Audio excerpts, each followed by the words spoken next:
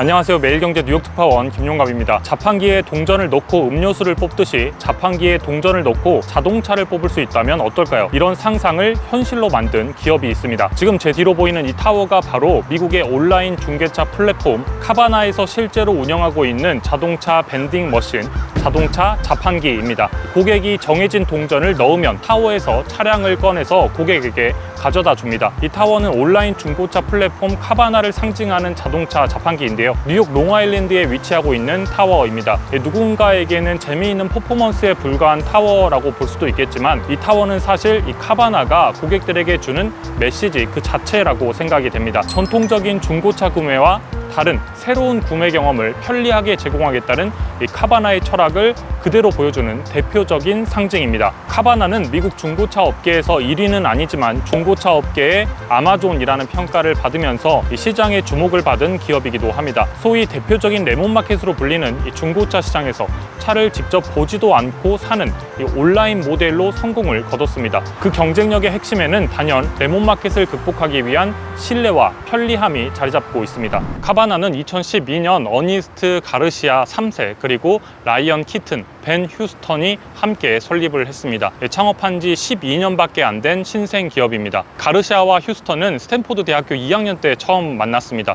대학을 졸업하고 가르시아는 금융계로 그리고 휴스턴은 하버드 로스쿨로 진학을 했습니다. 그리고 졸업을 하고 함께 루터랑이라고 하는 이 카드 플랫폼을 창업을 했다가 실패를 하게 됩니다. 그리고 두 번째 창업은 잘 아는 분야로 하자라고 결정을 합니다. 바로 가르시아가 함께 성장한 이 자동차 분야입니다. 가르시아는 아버지가 운영하던 이 드라이브 타임이라고 하는 중고차 회사에서 일을 했었기에 이 자동차 시장을 잘 알았습니다. 자동차 산업은 미국에서 가장 큰 소매 시장이기도 합니다. 과거 창업 당시에 만났던 키튼과 함께 새 청년은 가르시아의 아버지 회사인 이 드라이브 타임의 자회사로 카바나를 시작했습니다. 카바나의 창업 아이디어는 꽤나 단순한데요. 중고차 시장을 온라인으로 가져와서 규모를 키우고 비용을 줄이는 겁니다. 대표적인 레몬마켓인 중고차 시장을 실물도 볼 수 없는 온라인에서 팔겠다는 도전에 나서게 됩니다. 온라인에서 성공을 위해 기존과 다른 편리하고 혁신적인 구매 경험에 집중을 했습니다. 온라인에서 자동차를 선택하고 대출을 받고 배달 일정을 잡는 시간을 대폭 줄였습니다. 이를 통해서 편리함을 제공했습니다. 실물 차량을 직접 볼 수는 없지만 고화질의 360도 촬영 사진을 제공하고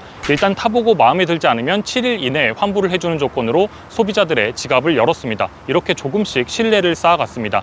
이 과정에서 고객들에게 메시지를 보내기 위해 창업 3년 만인 2015년에 테네시주 내슈빌에 첫 번째 자동차 자판기를 세웠습니다. 지금 제 뒤로도 보이는 이 카바나의 자동차 자판기는 기존에 없었던 중고차 구매 방식을 제공하겠다는 의도와 그리고 자판기처럼 또 편리하게 이렇게 버튼만으로 중고차를 살 수 있다는 의미가 담겨 있습니다. 이 카바나의 초기 성공에는 소위 아빠론이라고 하는 도움이 또 있었는데요. 실리콘밸리에서 투자를 받지 못했을 때 드라이브 타임에게 의지를 했습니다. 그래서 2017년에 4월 티커 CVNA로 상장을 할 때도 카바나의 경영은 가르시아의 아버지의 영향력 아래에 있었습니다. 참고로 아버지인 가르시아 2세는 논란의 인물이기도 한데요. 그가 운영을 했던 이 드라이브 타임은 이름을 바꾸기 전에는 상장 기업이었던 어글리 더클링이었습니다.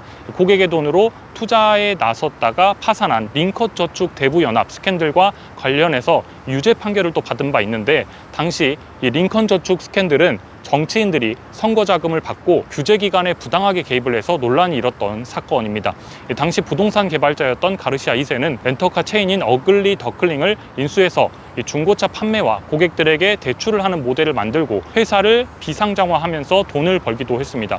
카바나에서 이 두 부자에 대한 이야기를 비교적 자세하게 하는 이유는 이 지분의 투표권상 이들의 회사 지배력이 압도적이기 때문입니다.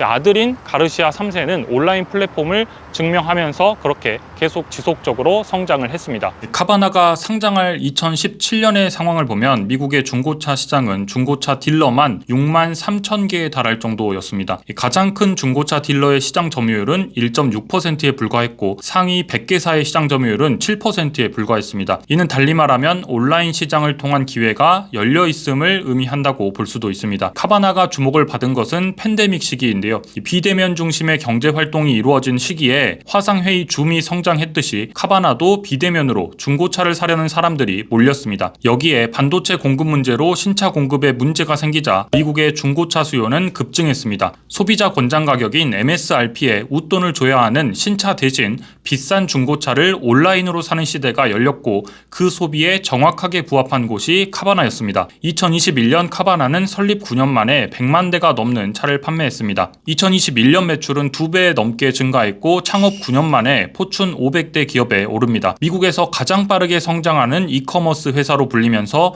중고차 업계의 아마존이라 불렸습니다. 팬데믹 시작과 함께 $30 밑으로 내려갔던 주가는 2021년 8월 $360를 넘어섭니다. 약 1년 반 만에 주가가 10배 올랐습니다. 이 창업자인 가르시아도 미국 100대 부자 안에 들 정도였습니다. 카바나 밴딩 머신은 고객들에게 새로운 구매 경험을 제공하는데요. 이 카바나에 특별한 토큰을 넣으면 중앙에 위치한 기계가 움직여서 차량을 가지고 내려옵니다. 그리고 자판기 음료수를 뽑듯이 동전으로 편리하게 자동차를 뽑을 수 있습니다. 카바나는 고객에게 온라인 플랫폼이라는 새로운 형태를 제공했습니다. 한국에서는 미국의 중고차 플랫폼 1위인 이 카맥스나 2위인 카바나 모두 홈페이지가 막혀 있습니다. 그래서 이 밴딩 머신 옆에 위치한 화면이 온라인 플랫폼과 동일하기 때문에 잠시 좀 보여드리도록 하겠습니다.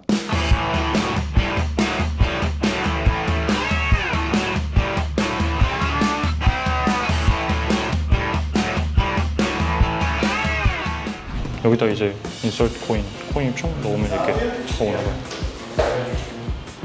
와, 진짜 신기하다.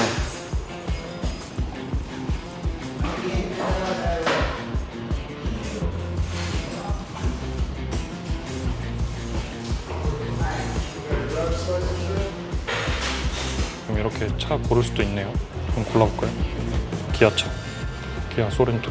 이렇게 기아 소렌토 누르면 제 가격 나오고 여기를 인터넷에 봐도 똑같은데요. 360도로 이렇게 볼 수 있어요. 360도로 이거 더 확대도 할 수 있고, 그리고 내부도 볼 수 있어요. 내부도 360도로.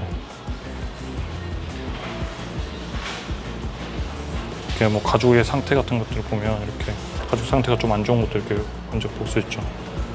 내부 사진도 이렇게 나와 있고, 여기서 픽업을 할 수도 있고 아니면 이렇게 딜리버리 할 수도 있고, 만약에 사게 되면 딜리버리에서 3일 이내에 이제 딜리버리가 가능하다라고 알려주는 거죠. 한 번에 사면 18,363달러 이렇게 나와 있고, 쇼핑피는 없네요. 한 달에 이렇게 많이들 쓰나 봐요. 근데 사실 자동차 일시불로 사는 사람이 그렇게 많지 않죠. 소렌토 오너들의 또 리뷰도 볼 수가 있습니다. 그리고 여기서 이제 보면 샀을 때 7일간 타보고 마음에 안 들면 또 환불할 수 있습니다. 요건 100일 안에 고장나면 워런티 해주는, 관련해서 이제 보험까지 팔고 있죠. 비슷한 차종도 이렇게 추천을 해주고요. 이거 코인 저기다가 넣으면 자판기처럼 되는 거죠. 안에서 저희가 좀 촬영하면서 직원들이랑 좀 이것저것 물어보고 했더니 토큰을 기념으로 선물로 주시네요. 차는 안 주고 그런데 2022년부터 분위기가 급변하기 시작합니다. 360달러를 넘었던 주가는 5달러 밑으로 내려갔습니다. 급격한 추락은 이 시장의 변화와 사업적인 문제들이 뒤섞여서 나타났습니다. 카바나는 2021년 팬데믹 기간 중고차 가격이 급등하고 또 인플레이션이 상승하는 시기에 이 기록적인 수의 차량을 구매했습니다. 중고차가 잘 팔렸기 때문에 수요에 대비해서 많은 물량을 확보한 겁니다. 그런데 문제는 차량 가격 상승이 둔화됐다라고 하는 겁니다. 이 중고차들의 도매 가격 추이를 알 수 있는 이 맨하임 중고차 가격 지수를 보면 2022년에 둔화세를 확인할 수가 있습니다. 반면 이자율은 당시에 상승을 하면서 수요가 감소했습니다. 결국 수요와 공급의 이 미스매치로 유동성 위기를 겪게 됩니다. 이 카바나 모델의 핵심 가운데 하나는 바로 또 대출인데요.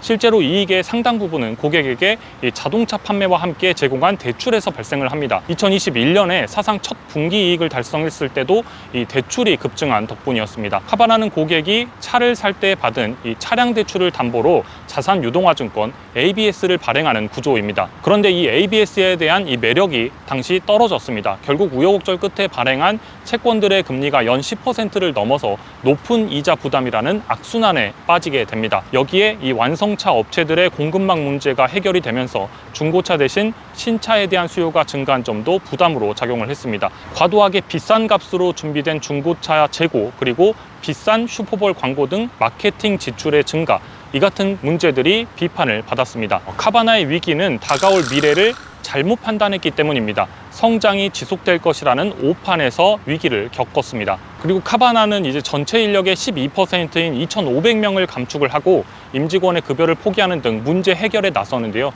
2023년에는 채권단과 부채를 12억 달러 이상 줄이기로 합의를 하면서 수익성 확보를 위한 기반을 마련했습니다. 그리고 최근에는 이 수익성 개선과 함께 주가가 다시 상승을 하고 있는데요.